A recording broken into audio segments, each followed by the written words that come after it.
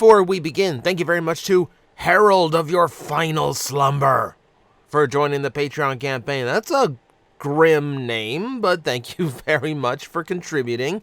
Thank you for being part of the reason why I can continue to do this YouTube channel. Thank you very much for the help. Speaking of, today is video 800. This daily slog of videos has now been going for 800 days, and I have no idea how I've done it, but here we are, and thank you everyone for the support so that we could actually make it here. And of course, if you wanted to continue, there's a Patreon, or just hit subscribe and like. That helps a lot too. News roundup time once again. Alright, so we've actually got a decent little bit of news that we get through, and every time I keep saying, this is probably the last time we're going to get to talk about Deathsaurus on the news roundup before it starts getting into people's hands. They do something else. So they showed off the packaging for Deathsaurus, which of course has art from Guido Guidi, looks absolutely beautiful. And in that, it will match the previous packaging that came out. However, it will not have the reversible cover like Star Saber had. That's the one downside here. The important thing here is that they learned from Star Saber, because they did make sure that, yes, the packaging is very pretty, it looks like a really high quality product, but they also made sure everything was going to be well protected. It's going to be 3 internal boxes. They did mention that the boxes would also have corner reinforcement for shipping, which is great to hear. And everything inside is in its individual blisters. Not only like just the tray, but also like an external blister as well to keep it all sealed and together. Great to hear. Great to hear that it sounds like it's going to be a very secure piece when it comes in. The interesting thing about this during the live stream when they did the official box opening, apparently they wanted to do this in London. But the box they took over there was empty. It was just a sample production of the box. And you would think they would notice if the box was, strangely light. But no. And the other thing that they mentioned, and this is, the really surprising part, I think. As it turns out, Deathsaurus was almost released as a heavy retool of Studio Series Grimlock. And in a weird way, I could kind of see how, at least in part, I could kind of see how that would be the case, how you could get away with that. It would have been weird, and I don't think it would have looked nearly as good as this. Ultimately, I'm very happy they went the HasLab route, so it could just be a really big, really solid, good toy of Deathsaurus. I much prefer that. So, that was the unboxing. That's the big tidbit we got from it. We almost had a really weird Deathsaurus again. But now let's move into some of the other news. So, Hasbro also showed off through the Marklonis Instagram account the combined mode for Magmatron's beast modes, the Magmasaurus. It looks about how you would expect. It looks like it transforms and combines basically the same way as the original toy, though it is using a lot more panels than the old figure. So this one gets a little bit weird because, well, of course it's going to get weird. Of course it's going to get weird. It may or may not be a little bit mistransformed because we can see, there's a really big gap there showing the tail inside the Seasaurus. I don't know if it's going to look any better than this, though. I kind of get the feeling that, if they're going to show it off for the first time, it's going to actually look the way they intended. It's nice that it can at least do it. It's always been a goofball mode. It's always looked really, really weird. It just looks a little bit weirder now. That's all. But, it is what it is. Nice to have, official visual confirmation that it can actually do this. Right? So I will take that. Alright. Are you ready for the Soundwave section of the news roundup today? Because we have an entire selection of Soundwave stories that we have to go through. First off, we have in-hand shots of Reactivate Soundwave, and guess what? It looks a lot better than it did in the production photos. So, as we've mentioned before, Hasbro actually stretched out the height of the toys in the production photos. like in the stock promo photos, they were shown that Soundwave and Bumblebee were the same height as Optimus Prime and Starscream, who were Voyager class toys. But we know because of the because of the boxed photos, and we know because of in-hand photos like this, Bumblebee and Soundwave are actually deluxe sized. So I don't know why Hasbro let deceptive images out, but they kind of did. But now we actually get to take a look at Soundwave properly, and without being like stretched out, he does still look a little bit gangly and a little bit thin in spots, but he doesn't look bad. I think it still looks, I actually think he looks pretty good like this. He does have quite the backpack on him. Yeah, I guess the truck got to go somewhere. But it doesn't look nearly as bad as it did before. I think even in the in-hand shots, even the head, people thought the head looked a little bit small. I think even that looks better here. And there's the vehicle mode. Vehicle mode looks nice and solid. Very good off-road truck, or very like armored truck style. I really, really like what they're doing with it. Nice and solid all the way around. He looks good. He looks good. I actually really like how the Soundwave's coming together. The two packs have gotten a little bit of flack for the expense, considering it's a little bit more than a Voyager and a deluxe cost separately. But it looks like it's a little bit more. A little bit more was put into these than your standard deluxe and Voyagers. I'm noticing a lot more paint apps than we typically get. What it'll come down to is design complexity. That part we do not know yet. So we'll have to wait for someone to actually get a review and for this to get into more people's hands before we can actually tell if it's going to be worth a little bit of a price hike or not. But it's eye of the beholder situation. I think they look really, really cool. So I'm willing to pay a few bucks more for that. And we also just got leaks of how he supposedly will look in game. And now you can kind of see why there is such a big backpack, because in game the model completely removes most of the vehicle mode parts from his robot mode. So that would explain the design. But it doesn't look too far off. It looks about as close as they could get while sticking within the limitations of this design and still having to make it turn into that. That's a pretty big one. We have shots of Laserbeak too. There's no indication that there are cassettes for this Soundwave. No indication that the chest actually opens up for them. But who knows? If this goes well, maybe we'll see like core class Laserbeaks and all that. At least so like they're present. But no, it's cool to see that like this is not too far off from the in-game model. Now, of course, we don't know how old this model is or how much modification has gone on since then, but yeah, it's not bad. It's not bad. And then we have one more Soundwave news story for the week, because someone got their hands on the upcoming Soundwave G.I. Joe crossover where he's turning into the Thunder Machine. And this looks way better than the other ones have. You can still spot the hallmarks of this set, like the hollowed forearms, for instance. But it's so much better at using the bulk and like redistributing it across the robot mode. It definitely helps that the Thunder Machine is blue and Soundwave is also blue, so we can get away with actually looking like the character without huge compromises, which is what happened to Megatron. But it is nice to see that it is coming together really, really well. It actually looks like it's going to be a worthy figure to have. He does have the cassette gimmick. That's actually really cool to see. Which does make sense. This does come with a Masterpiece Ravage in blue. And yeah, it's not a bad Thunder Machine either. Like, this actually works. This actually works pretty well. There's the Ravage. Yeah.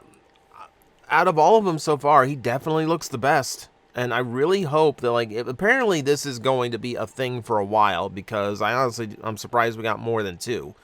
And I'm really shocked that, like, they seem like they've taken some heart to the previous designs and worked on it a lot more than previously. I'm looking forward to this. It's not quite on my list right now. I don't think I have a pre-order for it, because all these seem to go on sale eventually. But it is exciting. It's exciting to think that, like, they might actually be pulling this off a lot better. So we'll see. We will see. Okay, so moving away from Soundwave, Super 7's next wave of Ultimates actually got in hand as well, so we can take a look at them. I think the big one for the wave is the G2 Megatron, because it's the first time G2 Megatron has been properly represented as something that actually looks like his original form, rather than just being like a green and purple retool of a standard Megatron, which really doesn't cut it. It ain't G2 Megatron if he doesn't have this big tank chest. It looks okay. You know what I mean? It looks like he did in the comic books, or, you know, like if the original toy had articulation. I do like that he comes with a comic book accurate head and a toy accurate one. I like that it comes with a forearm cannon if you want a more traditional look for your Megatron. Overall, like, I think out of this wave, this would be the only one I'd actually be interested in grabbing. The rest of the wave includes Tarn, which has a horribly saturated photo here, so we cannot really get a good look or idea of him here. But don't worry, I'll fix that here coming up in a minute. Wreck-Gar looks fine. Wreck-Gar looks entirely fine. I really don't think Wreck-Gar was the right choice considering how many Wreck-Gars have been on Studio Series shelves lately, but it's fine, you know? It's fine. And then the Alligator Optimus, which is easily the most random choice in this one, complete with a tower piece that has Optimus Prime's arm. I don't know what Ultimates is doing. Like, here's one major character, here's a fan favorite character, here's someone else that's relevant that we kind of want to do, and here's a weird one. That seems to be the wave breakdown. But really, the Alligator-Con? Really? Out of all the characters, Alligator-Con. Oh well. Let's take another look at that Tarn, because someone got it in hand as well and started taking better photos. And there's issues. Okay, so Transformers Ultimates is like a $55 action figure line. I expect them to be exceptional quality. I collect Super 7's Ultimates Ninja Turtles because they are just really, really good upscales and modernizations of the classic toys. And they look and play really, really well. And then you get to something like this. He's completely devoid of his main purple color. It's just black plastic all over, or purple so dark it looks like the legs might be. I think I can see a little bit of purple in the legs, but it's so dark it's almost indistinguishable from the black. And then this light blue for the treads. I have no idea. I have no idea where they got these colors. It looks like the treads were on the same mold as Nickel, so they just did parts of him in blue so they could work Nickel in there as well. Nickel looks fine. Nickel actually looks pretty good. Like, I would say that she is the much better figure of the two. It just looks odd. Can I see any purple in here whatsoever? The chest looks black. The face, which is supposed to be a Decepticon symbol, is black plastic. And then we have, like, we see angles like this where, okay, maybe there is a little bit of purple in it, but it's so dark. And then you're here again, like, I don't know. You know, and there again, like, it should be very obviously purple. It should be very obviously purple. I don't know. It's nasty is what it is. It's a huge figure, too. Being this big and coming with Nickel, it's probably, I don't think, is going to be a $55 piece. I don't know what it's going for. I have not looked it up. This is disappointing. This is really disappointing. Nickel's fine, though. Wait for it to go on sale and buy it for Nickel. Alright. Kotobukiya's got another seeker for you. They've officially done a photo shoot of their upcoming Thundercracker. Of course, it's a repaint of Starscream. The only real difference we have is a slight change of expression. Everything else is pretty much the same, but, you know, more of like a subtle confident smile rather than a smirk or that weird grimacing face they added into the Starscream. It's fine. Again, it's very well done. Not for me, but for the people who are into it. Okay, go enjoy. It's your thing. It looks okay. You know, and again, I will compliment Kotobukiya for being able to, like, actually, like, create a look for these characters that is obvious who they are intended to be, even though they are completely human, and also not looting them at the same time. It's a cute anime girl, but it's not sexualized, so it works. It works pretty well. Let's see. let's move on to a little bit more in the collector's realm of things. So, YOLO Park has officially shown off and announced the upgrade parts for their previous Bumblebee and Optimus Prime model kits from Rise of the Beasts.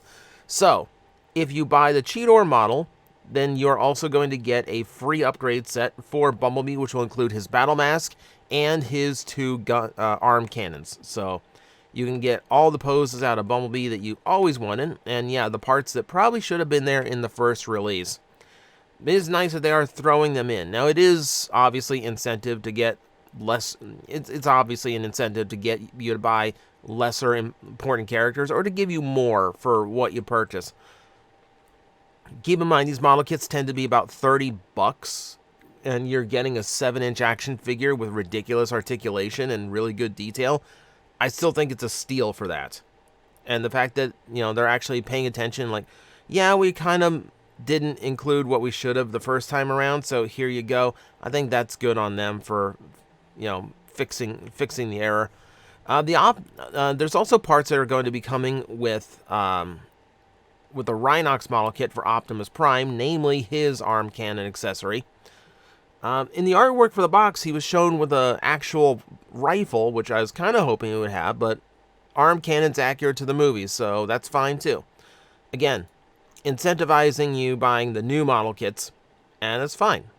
And I would rather them do it that way than not have the parts at all. And I'm a sucker for these kits, so I'm probably getting those as well anyway.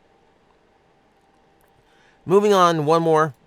Super 7, and this is reaction this time.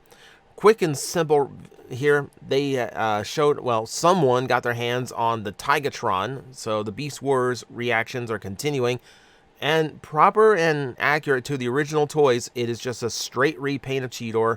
No additional molding or anything needed. Just pretend that it's Tigatron. It's what I expected it to be, which is perfectly fine.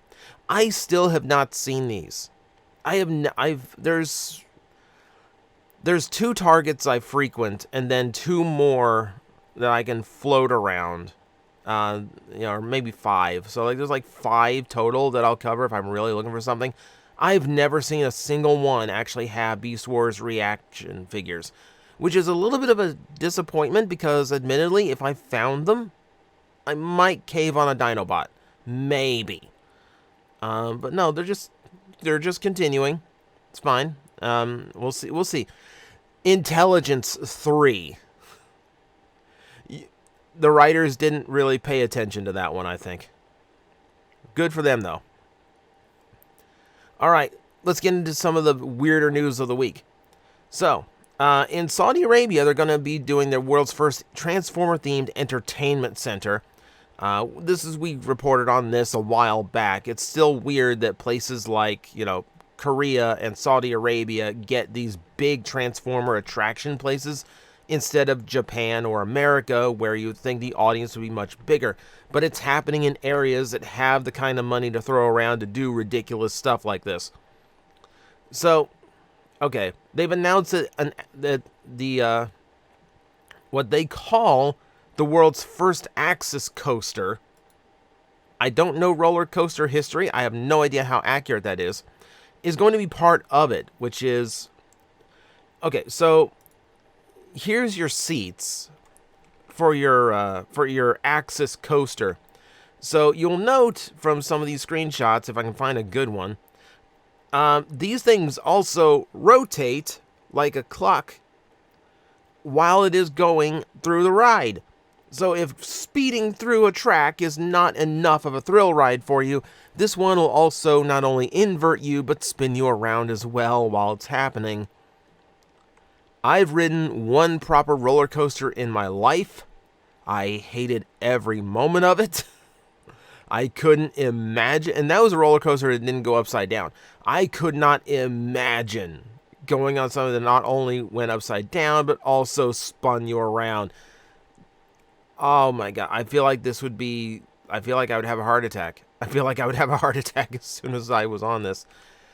So that ain't happening. But, it's cool that Transformers is getting some weird, first time thing. If this is a proper first time for something like this. Just wish it was in a place where more people could ride it and tell us how it went. Well. And let's wrap it up with a little bit of feel good for you.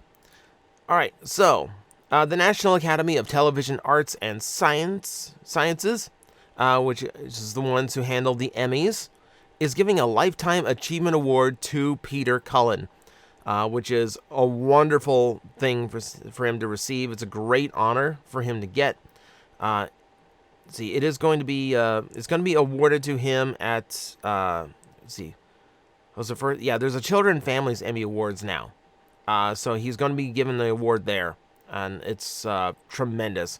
Because he has, like, aside from just being, like, arguably the most well-known robot character in fiction for the last, for the last 40 years, he has also been Eeyore. He's the voice of the Predator. He's done a lot in his career. I need to do a video just like detailing everything he has done in his career because it's a ton of voices. The original voice of Optimus Prime or Mario, Super Mario, I believe too. So that'll be an upcoming video because I think that's worth it. And congrats to Peter Cullen. That's a fantastic honor to receive. And that is going to do it for the Roundup for this week. As always, thank you very much for everyone who watched and supports the channel. We're almost at 50,000 subscribers. That's a huge deal. And I'm giving away a huge prize once we hit 50,000. So, thank you everyone for watching. And of course, I will see you next time. We parlay with the captain. You think a werecroc is going to listen to elvish rules of piracy? Of course it would be the freaking elves that invented parlay. I had to think of a quick replacement for the French.